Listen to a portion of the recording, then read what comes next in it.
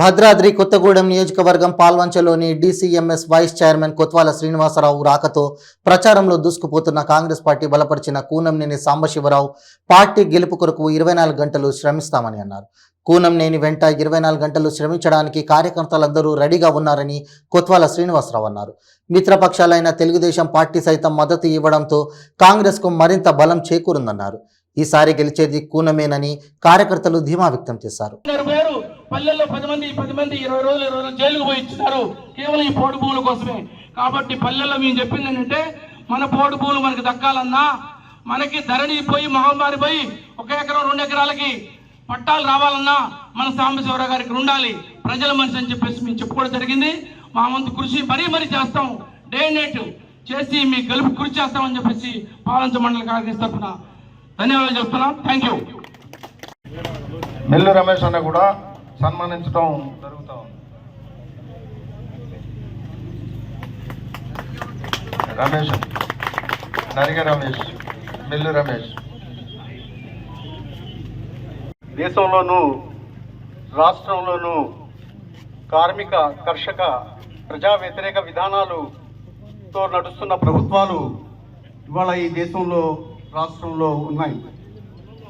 అదేవిధంగా ఇవాళ మానవ హక్కుల మీద, ప్రజాస్వామ్యం మీద, అలాగే మరి మానవ హక్కుల మీద దాడి జరుగుతుంది, రాజ్యాంగం మీద దాడి జరుగుతుంది. దీన్ని వ్యతిరేకించాల్సిన అవసరం ఉంది. అందుకనే దేశంలోని 28 పార్టీలు కలిసి ఇండియా ఏజెన్సీగా ఏర్పడి మరి రాబోయే కాలంలో మరి ప్రజా వ్యతిరేక విధానాలు అవలంబిస్తున్న ప్రభుత్వాలు, రాష్ట్ర ప్రభుత్వాలను కానీ లేదా మోడీ ప్రభుత్వాన్ని కానీ దించివేయడానికి జరిగే ప్రయత్నంలో మరి ఇవాళ కూనంనేని సాంబశివరావు గారికి ఆ ఏజెన్సీలో భాగంగా వారికి టికెట్ ఇవ్వడం జరిగింది. ఇష్టమైనటువంటి నా పార్టీ కమ్యూనిస్ట్ పార్టీ, నాకు అత్యంత ఇష్టమైన పార్టీ కమ్యూనిస్ట్ పార్టీ. పార్టీ కాకుండా అత్యంత ఇష్టమైనటువంటి పార్టీ తెలుగుదేశం. దానికి మూల కారణం ఎన్టీఆర్. నేను చిన్నప్పటి నుంచి, రాజకీయాలు తెలియనప్పటి నుంచి ఎన్టీఆర్ అంటే ఒక క్రేజ్, ఒక అభిమానం. అది రాజకీయాల్లోకి వచ్చిన తర్వాత కూడా నా అభిప్రాయాలు చెప్పాలనుకున్నప్పుడు ఎప్పుడు వెనకాడలేదు.